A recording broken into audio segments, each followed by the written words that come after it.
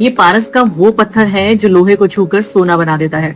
वैसे ये जो तस्वीर आप देख रहे हैं वो काल्पनिक है, मगर ऐसा कहा जाता है कि ये पत्थर आज भी मौजूद है। और कहाँ पर मौजूद है ये भी बहुत लोग जानते हैं, लेकिन फिर भी ये पत्थर है कि आज तक कभी किसी के हाथ नहीं लगा है। वैसे इस पत्थर की एक कहानी है, चलिए आपको बताते हैं। ऐसा कहा जाता है कि मध्य प्रदेश के भोपाल में एक किला हुआ करता था जिसका नाम था रायसेन का किला या रायसेन का फोर्ट। ये किला एक पहाड़ी पर सबसे ऊपर बना था और इस किले पर आक्रमण करना लगभग नामुमकिन था।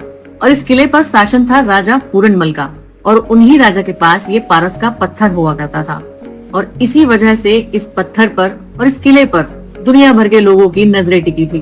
फिर एक दिन शेर शाह सूरी ने इस किले पर आक्रमण करने की योजना बनाई, लेकिन ये किला इतना मजबूत था कि इस किले की सीमा तक ही पहुंचने में शेर शाह सूरी को 4 महीने का समय लग गया।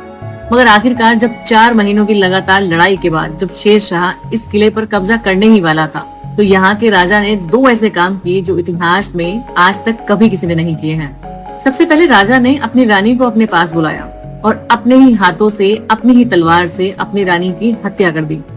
ऐसा करने के पीछे उनका उद्देश्य ये था कि वो नहीं चाहते थे कि उनकी रानी उनके मरने के बाद दुश्मन के हाथ लगे, इसीलिए उन्होंने अपने ही हाथों से अपनी रानी की गर्दन काट दी।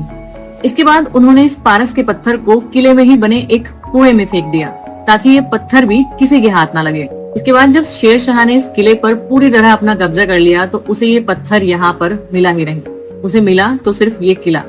शेर शाह ने इस पत्थर के लिए काफी खोजबीन करवाई, लेकिन उसे ये पत्थर कभी मिला ही नहीं। यहाँ तक कि आज भी ये बात कही जाती है कि बहुत से लोग यहाँ आते हैं, अपने साथ तांत्रिकों को लेकर आते हैं और इस पत्थर की खोज करते हैं, लेकिन ये किसी को नहीं मिला।